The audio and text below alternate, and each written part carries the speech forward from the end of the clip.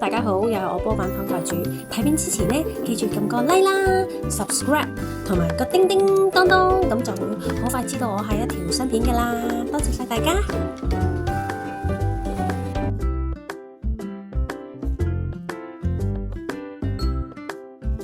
Hello， 大家好，今日咧就教大家龍脷葉青橄欖石黃皮蘋果水，呢個咧就會止咳啦、用喉啊、有啲咽喉啊、捱夜最啱飲嘅。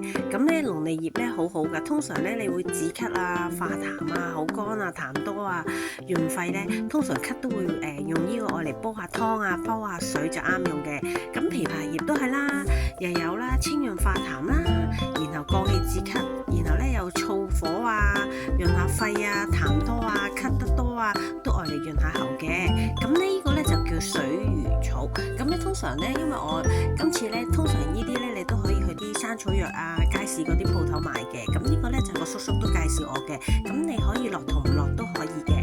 咁咧石黃皮係好好噶，可以咧清熱化痰啦。咁咧然後咧又有止咳啦。如果有咽喉咧會最啱嘅。橄欖都係一個好嘅，又係啦，潤肺啊，又有咽喉啊，止咳啊，有淡嘅香味啦。蘋果咧就有維他命啦，同埋就會潤下翻我哋嘅喉嚨啦、個肺啦。咁我哋將所有材料咧浸下先，因為咧通常翻嚟都會有啲泥沙啊，一陣會再洗下佢。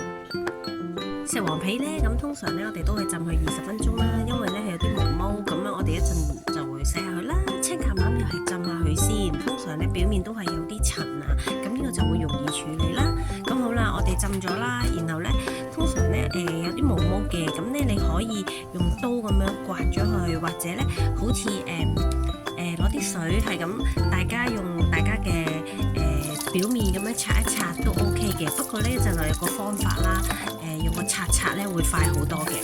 咁好啦，咁我哋而家咧就將埋呢啲就葉啦，洗完啦，沖水沖走埋佢嗰啲表面嗰啲塵啊，咁就 OK 啦。咁我哋食落肚最緊要乾淨啦，自己好啦。咁呢個都係清一清佢，浸完咧就洗一洗佢，再備用，咁就 OK 噶啦。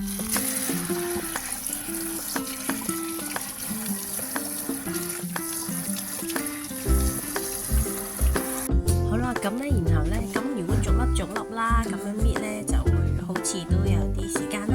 咁而家我諗咗個方法啦，咁咧用佢個摩擦，用呢啲刷啦，就會快好多，好快就會甩晒表面嘅毛毛。係啦，咁你睇下，就係幾簡單、幾快、幾乾淨，大家可以試下啦。好啦，咁我哋咧洗乾淨佢啦，就拍扁去備用。好啦，咁蘋果啦，我哋係啦，挑咗啲核啦，切開一件啦，又備用啦。好啦，咁水滾啦，咁我哋咧就將所有嘅材料擺落去啦。